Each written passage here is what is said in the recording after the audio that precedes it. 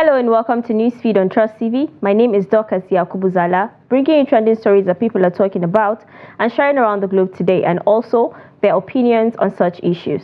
CBN directs banks to charge 0.5% cybersecurity levy.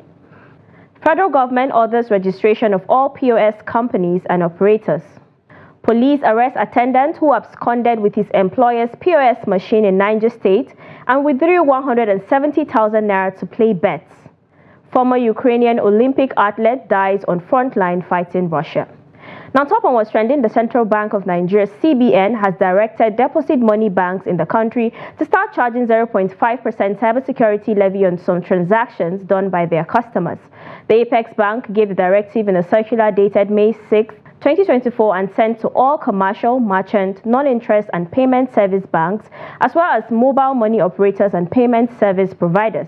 Following the enactment of the Cybercrime Act 2024 and pursuant to the provision of Section 44 of the Act, a levy of 0.5% equivalent to 0.5% of all electronic transactions value by the business specified in the second schedule of the Act is to be remitted to the National Cybersecurity Fund, NCF, which shall be administered by the Office of the National Security Advisor, the circular partly read. The Apex Bank said that the implementation of the levy would start 2 weeks from the date of the circular. It added that this new levy will be applied on transactions such as loan disbursement and repayment, salary payment, intra-account transfers within the same bank or between different banks for the same customer, intra-bank transfers between customers of the same bank. Now, a netizen said, now the question is, if a customer falls to cyber fraud, will the person be refunded since they already paid for cybersecurity fees? I wonder why they do not engage tech gurus like us, youths that have better ways of developing innovations to better the country. It is well. Another person said, he promised to reduce the purchasing power of the people and widen the tax net. Why are you guys surprised? He did the same thing when he was governor of Lagos State. By the time this man is done with Nigerians, we'll be taxed for the air we breathe. Another person wrote, hope it won't affect OPE.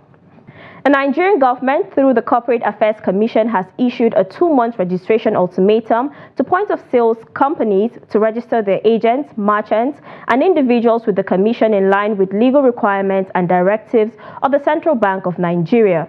This was stated in an agreement that was reached on Monday during a meeting between fintechs and the Registrar General CAC Hussein Ishaq Magaji in Abuja. According to the Nigeria Interbank Settlement System, there are over 1.9 million POS terminals deployed by merchants and individuals nationwide. Speaking at the meeting, the CAC boss stated that the legislation intends to protect the businesses of fintech customers while also developing the country. Now, someone said, I blame my grandfather for not submitting himself to the slave merchants.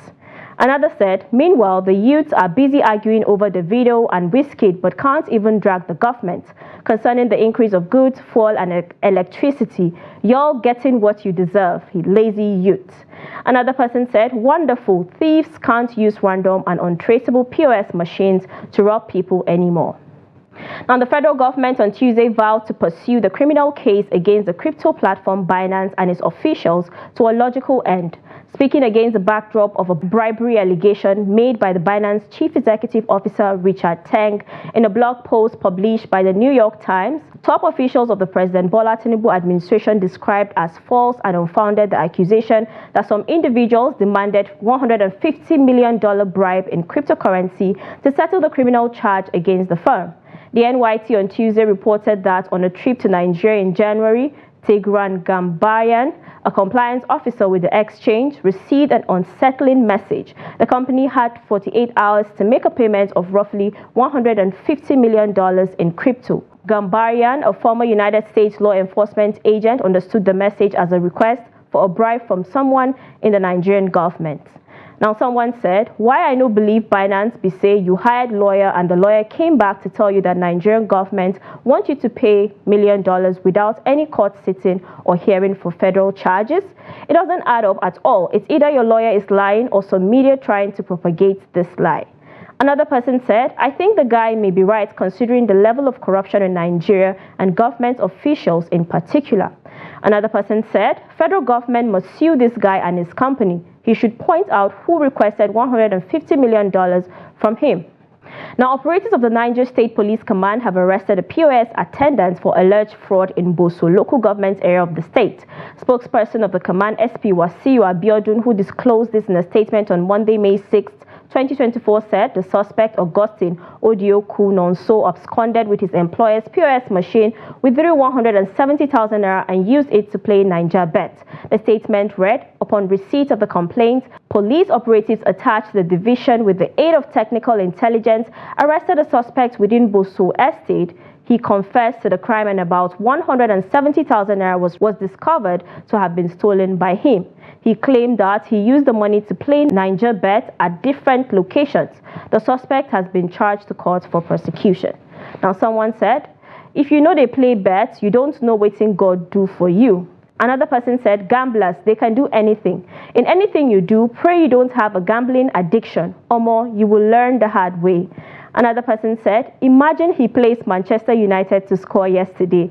If you don't have that betting application on your phone, just keep thanking God, or if you don't, trade crypto features. Now, the family of a JSS1 student of a secondary school in Port Harcourt, Rivers State, simply identified as Favor on Monday, accosted a female teacher, Sonia Amadi, on her way to work and flogged her for allegedly whipping their child. According to newsmen, the family members also allegedly went into the school compound and locked up the admin officer, Joy Ajayi, inside her office and threatened to do the same to her. It was gathered that it took the intervention of other parents to prevent the family, who had physically assaulted the female teacher, from beating up the admin officer. Speaking with newsmen, an admin officer of the school, Silverbird International School in Port Harcourt, Joy Ajayi, said she was in her office on Monday morning when 3 boys marched in, locked the door and said they wanted to flog her.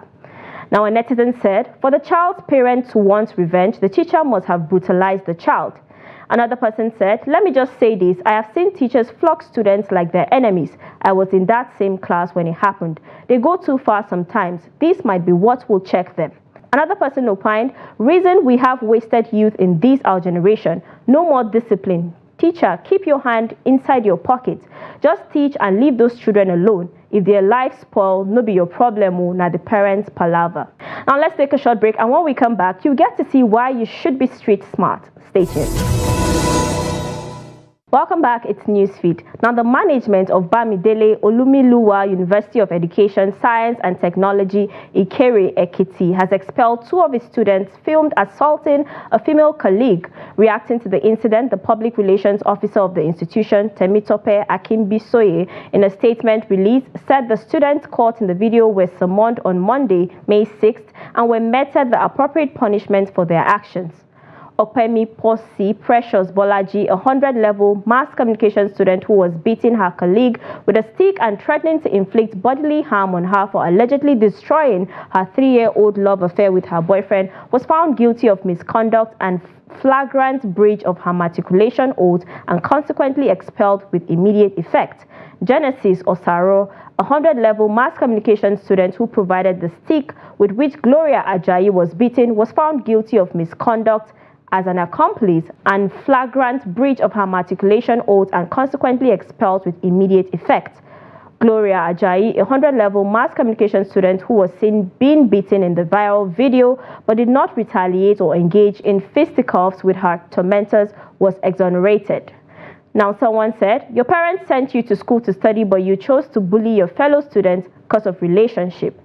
Another person said, how do people actually fall under the victim of bully? Because I don't get to understand how a person of my age or level will be bullying me and I will be looking like mumu. Parents need to do better. Another person said, I saw this coming. This will serve as a deterrent to others.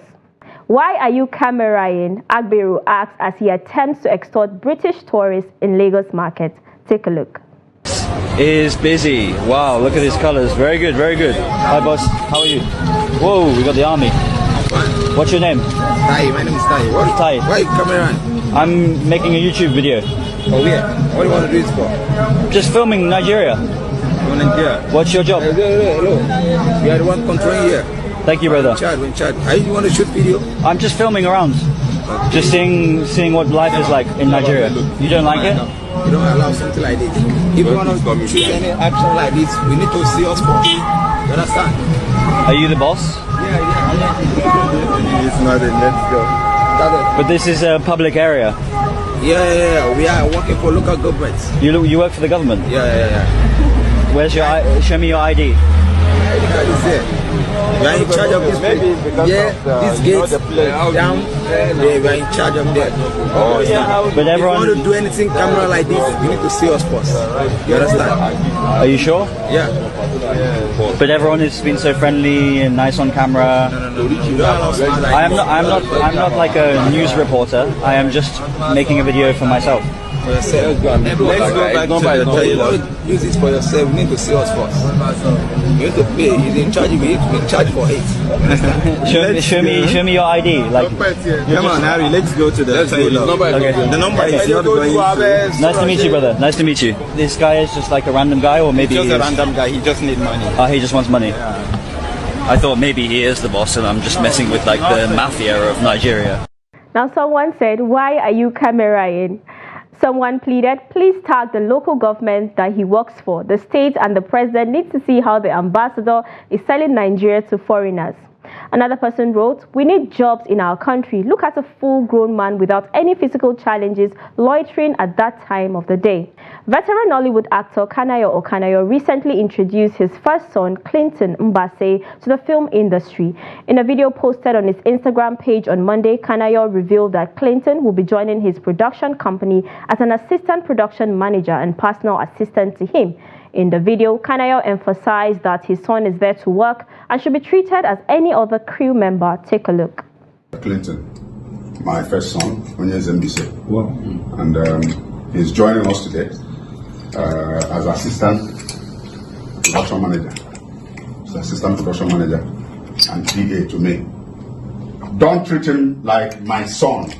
It's a warning I'm giving to everybody. He's here to work. He's going to earn a fee like you are earning a fee. So don't begin to say, okay, son. I know they for that kind of thing. Treat him as production crew. If there's anything he's going to understudy you and learn this work. I hope you want to say it. Treat him with respect to the extent that you are treating others with respect. That's what I want him to grow into. I don't want you to spoil my son for me when you want to see him go doing bad. You're not telling him, no, don't do that. It's not going to help the production. So please, he's joining us today, and he's just finished from Babcock University. Wow. So studied ICT. Now, a netizen said, this was my mom when I was admitted into the secondary school she was teaching. Even when she taught my class, if I mess up, I go collect. And I addressed her as auntie in school and mom at home. Another person said, a proper Igbo man. My father did same to me. I thought it was wickedness, but now I understand better. Another person wrote, Onyeze, don't worry. The fear of KOK is the beginning of sacrifice. You're covered. And now on a sad note, weightlifter Oleksandr Pieleshko, who represented Ukraine at the Rio 2016 Olympics, has died during the conflict with Russia. The 30-year-old had joined the military soon after Russia launched its invasion in 2022.